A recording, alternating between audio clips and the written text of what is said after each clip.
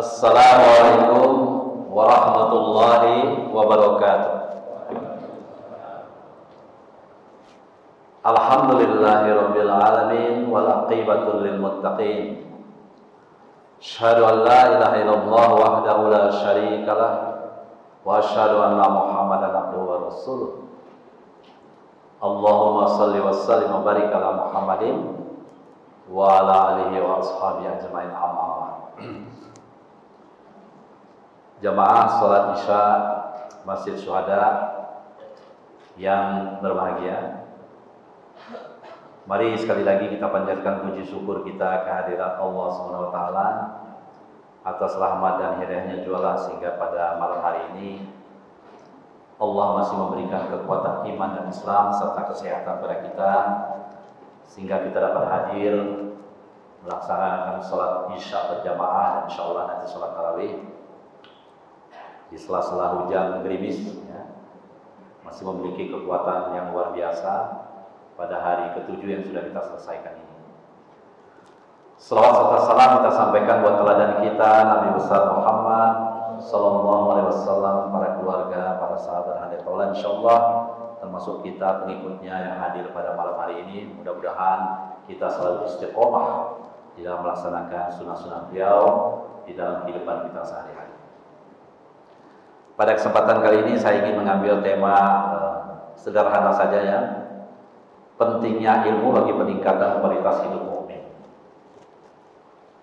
Mengapa tema ini penting? Karena orang selalu menganggap kalau ilmu itu mesti diperoleh di perguruan tinggi, ilmu itu mesti diperoleh di pesantren, ilmu itu mesti diperoleh di tembok-tembok yang ketat ya, dengan biaya yang sangat mahal dan lain sebagainya. Sebenarnya ilmu itu bisa kita peroleh dalam kehidupan kita sehari-hari. Bahkan kalau kita rajin mengamati sesuatu dan kita cerna betul dengan akal kita, itu juga bagian dari kegiatan ilmu. Mengapa demikian? Karena pengertian ilmu, al-ilmu dalam bahasa Arab itu adalah memahami, mengerti atau juga mengetahui sesuatu. Jadi bukan seperti ilmu dalam kamus bahasa Indonesia itu ya, ngeri kita kalau bacanya itu ya, satu aktivitas yang terkait dengan sistematik dan lain sebagainya itu kan. Kita mengamati sesuatu asal serius itu ilmu. Jadi mendengarkan pengajian ini pun ilmu. Dan bayangkan kalau 30 hari ini mendengarkan pengajian setiap malam 20 menit, setiap subuh 30 menit, satu hari satu SKS itu. Ya, 30 kali 50 itu lebih dari satu SKS. Sarjana Ramadan luar biasa ya. Sedangkan ulama artinya orang yang memiliki pemahaman atau pengetahuan tentang sesuatu itu ya. Jadi gampang saja sebetulnya ilmu itu ya. Nah, tetapi mengapa kita menganggap ini sangat penting? Karena ilmu itu sebenarnya adalah keistimewaan yang membuat manusia menjadi unggul dibandingkan dengan makhluk-makhluk hidup yang lain. Dibandingkan dengan kucing, dibandingkan dengan ayam, dibandingkan dengan binatang. Karena kita menggunakan akal pikiran kita. Jadi kegiatan-kegiatan yang kita lakukan itu adalah kegiatan-kegiatan yang mengandalkan daya pikir kita. Maka komponen-komponen ilmu itu adalah pertama mengamati, observasi. Dalam dunia ilmiah juga ada observasi ya. Kita nggak pakai istilah observasi lah, terlalu keren, mengamati aja gitu ya. Atau dalam bahasa Jawa, ilmu titen. Titenologi itu cabang ilmu itu sebenarnya itu. Ya. Kemudian yang kedua, mendengar, samia. Oh, misalnya malam ini bapak-bapak, ibu-ibu, adik-adik mendengarkan pengajian ini kegiatan ilmu. Kemudian juga berpikir, tafakkur ya. Dan tentu saja menggunakan kekuatan akal kita, berakal. Bagaimana dengan akal itu kita mampu mencerna apa yang kita lihat, kita dengar, dan kita saksikan. Maka intinya ilmu itu adalah perpaduan dari dua hal, yaitu pengamatan yang bersifat empirik atau pengalaman dan penggunaan rasionalitas kita. Itu sangat dianjurkan di dalam Islam. Jadi kalau orang Islam tidak ingin berilmu itu keterlaluan. Ya akan kita lihat bagaimana relasi manusia, ilmu dan amal. Itu biasanya yang sangat dikenal ya. Manusia adalah pelaku dari kegiatan ilmu itu. Maka manusia harus mencari ilmu itu. Dari lahir sampai ke liang lahat. Walaupun sampai ke negeri Cina dan lain sebagainya, dan macam-macam hadis menunjukkan bahwa thalabul ilmi fardhun 'alal kulli mu'minin wal muslimah. Penting sekali mencari ilmu. Mengapa? Karena dengan mencari ilmu, kualitas kita sebagai khalifah Allah di muka bumi itu meningkat. Karena menyandang kualitas kita sebagai menyandang khalifatullah fil ardh itu tidak mudah rupanya. Kita harus betul-betul memperlihatkan sejauh mana kita memperhatikan ayat-ayat qauliyah dan ayat-ayat kauniyah yang ada di sekitar kita. Maka ilmu, amal, dan manusia adalah segitiga yang saling berelasi satu sama lain. Ilmu dan amal berarti dia dapat menerapkan ilmu yang amaliyah dan amal yang ilmiah. Kira-kira begitu ya, sederhananya. Nah, mengapa kita membicarakan ini menjadi sangat penting? Karena di dalam Islam kita sering ditanya itu, siapa sebetulnya orang yang berilmu itu? Jawabannya ada dalam surat Al-Fatir ayat 28. Innama yakhshallahu min ibadihil ulama. Orang yang paling takut di antara hamba Allah adalah orang yang berilmu. Jadi kalau ada orang yang berilmu tapi nggak takut dengan Allah, tidak takut dengan hukum Allah, masih melakukan penyelewengan, penyimpangan, maksiat dan sebagainya, ini ada yang tak beres dengan ilmunya. Jangan-jangan ilmu setan yang masuk kepada dia ini. Ini yang kita khawatirkan. Kemudian, sama nggak orang yang berpengetahuan dengan tidak berpengetahuan itu? Beda. Ya, itu dilantunkan atau dijelaskan dalam surat Az-Zumar ayat 9. Kul hal yastawil ladzi na ya'lamun wal ladzina la ya'lamun. Tidak sama orang yang memiliki pengetahuan dengan orang yang tidak memiliki pengetahuan itu. Orang yang memiliki pengetahuan, dia memegang obor di dalam hidupnya itu, sehingga kemana-mana dia berada di dalam cahaya yang terang. Tapi orang yang tidak punya ilmu, dia mengalami kegelapan. Makanya orang-orang zaman dulu disebut jahiliyah, karena gelap, ya. Maka orang yang zalim itu sebenarnya adalah orang yang zulm, sedang dalam keadaan gelap. Nah, Ibnu Taimiyah ya mengutip Abu Hayyan Al-Taimi membagi orang berilmu itu menjadi 3 kelompok. Satu, orang yang mengenal Allah tapi tidak menjalankan perintahnya. Orang yang mengenal Allah tapi tidak menjalankan perintahnya, ini kita sebut orang fasik. Sudah tahu Allah tapi tidak dilakukan juga.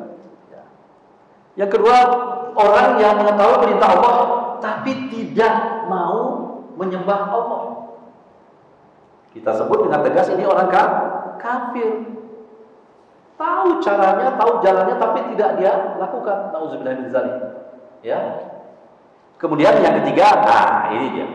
Orang yang memang mengenal Allah dan menjalankan perintah-perintah Allah secara istiqomah. Itu yang harus kita lakukan. Jadi berilmu di dalam kehidupan kita sebagai seorang mukmin yang baik sebenarnya menerapkan hal yang ini saja, sederhana saja, sesuai dengan kemampuan kita. Ya kalau mampu kita memang segini, ya segini kita lakukan. Kalau lebih bagus lagi ya, semakin bagus, semakin tinggi, semakin baik. Hadirin yang berbahagia, maka kita mencoba untuk mengenal bagaimana potensi dari Allah kepada kita yang mencoba meraih ilmu itu dengan seoptimal mungkin ya. Kita sangat kenal surat Al-Rahman ayat 33 itu. Ya ma'syarul jinni wal insi in istata'tum an tanfuzu min aqtaris samawati wal ardi fanfuzu la tanfuzuna illa bisultan. Wahai jin dan manusia, jika kamu sanggup melintasi langit dan bumi, silakan lintas saja. Tapi kamu tidak akan sanggup melintasinya kecuali dengan sultan. Nah, ini banyak perdebatan dengan istilah ini, tapi intinya adalah sultan ini adalah kekuatan yang diberikan oleh Allah kepada kita. Jadi kita ini sebenarnya punya potensi, punya bakat. Cuma bakat itu kita pergunakan apa tidak. Maka apa makna ayat ini? Pertama, ada tantangan untuk melakukan observasi dan eksplorasi pada alam ini. Ya. Nah, seorang ilmuwan terkenal dari Aljazair, Nidal Gusso, itu sedih sekali dia. Dia seorang astronom ya.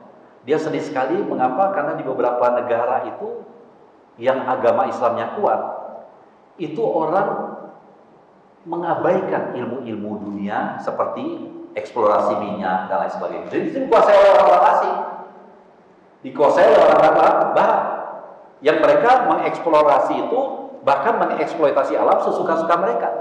Nah, kita tidak punya ahlinya, kata Nidal Gusso. Bahkan yang saya bikin buat saya sedih adalah ketika ada sayembara ilmu di negara, salah satu negara bagian Arab itu, ada perlombaan ilmu dengan perlombaan membaca Al-Quran, upah ataupun honor ataupun apa istilah hadiah ya, hadiahnya puluhan kali lipat. Yang ilmu itu kecil sekali hadiahnya, sehingga itu sudah menunjukkan bahwa kita sebetulnya kurang menghargai ilmu. Yang rugi siapa? Ya kita sendiri. Maka kata dia, fakta atau realitas yang terletak di bumi dan langit ini itu adalah kewenangan kita untuk mengeksplorasi. Dan kemampuan memilih fakta menentukan minat ilmu apa yang dikembangkan. Ada orang yang mengamati tambang misalnya, ada orang yang lebih senang dengan astronomi dan lain sebagainya, ada orang yang belajar tentang masalah sosiologi, ada yang belajar tentang masalah psikologi dan lain sebagainya. Itu tergantung kepada minat, ya, mungkin juga bakat. Ya.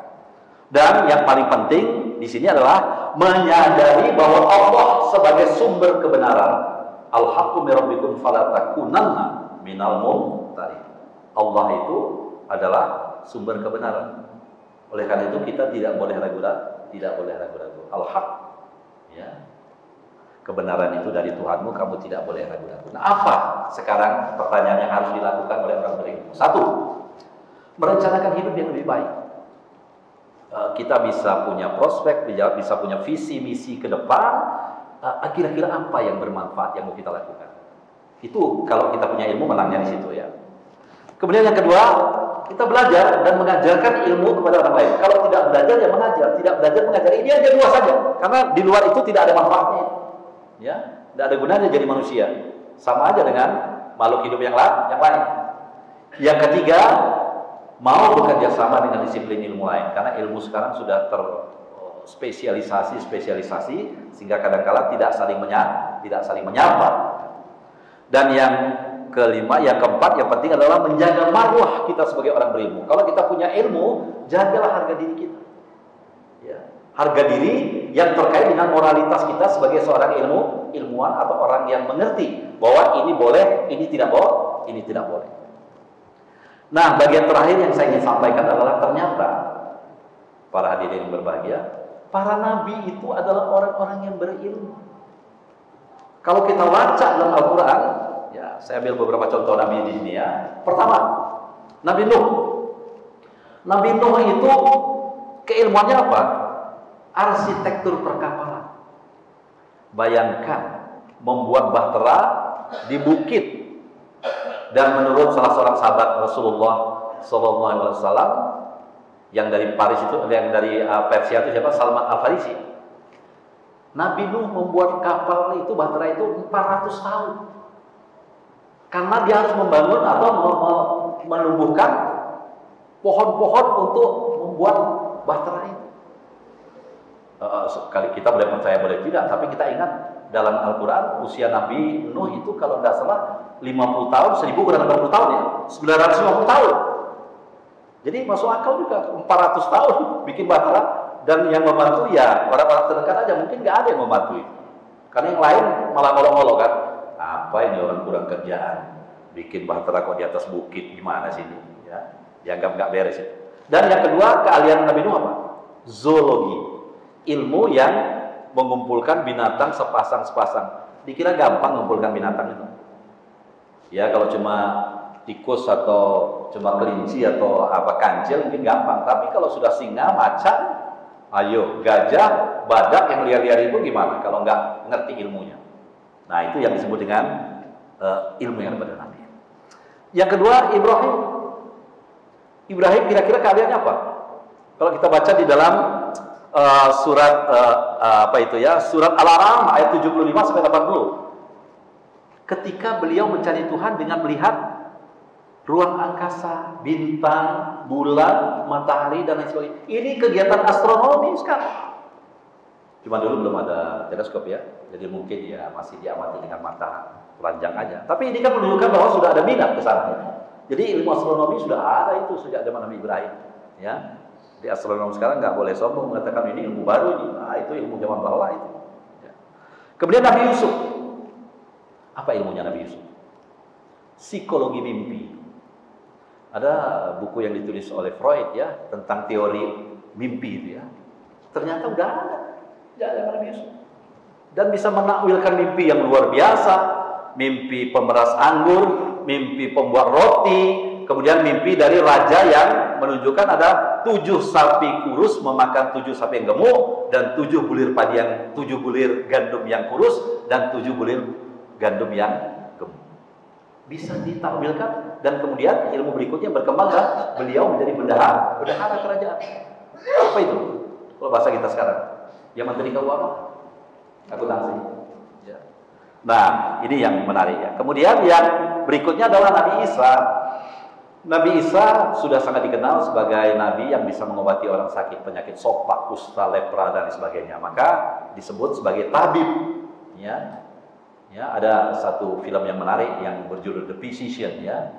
Physician Der Medicus. Itu ilmu tentang pertabiban pada zaman abad pertengahan. Mundur malah pada waktu itu. Karena orang sakit dianggap kesurupan. Orang sakit usus buntu dianggap kemasukan setan, malah dipencet-pencet dengan dengan benda-benda tertentu ya, nggak bisa. Ya. Kemudian Nabi Musa, kira-kira ilmu Nabi Musa apa ya? Ini paling banyak ini, karena Nabi Musa paling banyak disebut dalam Al-Quran. Dari Mesir ke Palestina itu jaraknya kurang lebih 800 km. Tapi perjalanan Nabi Musa membawa umatnya itu kira-kira berapa tahun? 40 tahun. Padahal itu bisa ditempuh dengan jalan kaki 25 hari. Kenapa? Karena sulit sekali mengurus 12 kabilah ini. Itu kan anak keturunan Nabi Yusuf, Benyamin dan lain sebagainya. Anak keturunannya Nabi Yakub yang 12 itu kan. Ini kan ada dalam ilmu sosiologi. Ya, pembentukan kabilah, institusi dan lain sebagainya ini ya. Ini luar biasa. Kemudian juga ilmu apa kira-kira? Geografi. Jadi jauh sebelum tokoh-tokoh yang menemukan pemetaan ya, seperti yang digambarkan National Geographic di dalam Africa's Forgotten Kingdom itu ya. Ini sudah ada, Nabi Musa sudah ada. Itu berapa abad sebelum Masehi. Ya. Dan mungkin banyak lagi ilmu lain yang kita tidak tahu ya, tinggal diteliti aja. Yang kita tahu itu geografi tadi, sosiologi, mungkin juga ilmu-ilmu lain ya. Dan yang terakhir tentu saja Nabi kita, Nabi Muhammad SAW. Kira-kira ilmu apa ya? Ilmu perdagangan. Sangat terkenal seorang ekonom dari Amerika bernama Peter Drucker yang menerapkan prinsip yang sebetulnya sudah dilakukan oleh Rasulullah beberapa abad yang lalu. Yaitu, mana yang lebih penting, mencari keuntungan atau menjalin relasi? Dalam ilmu ekonomi, yang lebih penting sekarang adalah menjalin relasi. Keuntungan itu datang dengan sendiri. Nah, ilmu itu sudah dilakukan sejak Rasulullah. Bagaimana cara menjalin relasi? Tidak lain, tidak bukan dengan kejujuran. Orang yang jujur pasti akan menyenangkan pelanggannya. Dan tentu saja Rasulullah juga sangat dikenal sebagai ahli politik, diplomasi, dan memimpin peperangan dan lain sebagainya.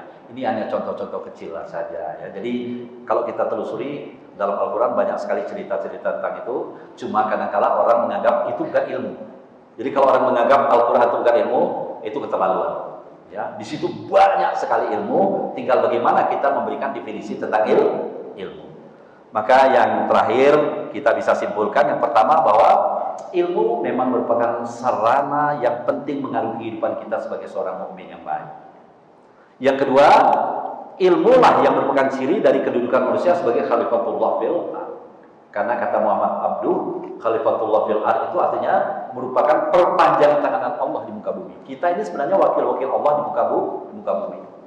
Kemudian yang terakhir, kita meyakini bahwa Allah itulah sebagai sumber kebenaran, sehingga kalau kita mengalami kesulitan kita langsung meminta kepada Allah, dan mudah-mudahan Allah menuntun kita sehingga kita berada di jalan yang benar. Demikian, mudah-mudahan ada manfaatnya. Wabillahi taufiq wal hidayah. Assalamualaikum warahmatullahi wabarakatuh.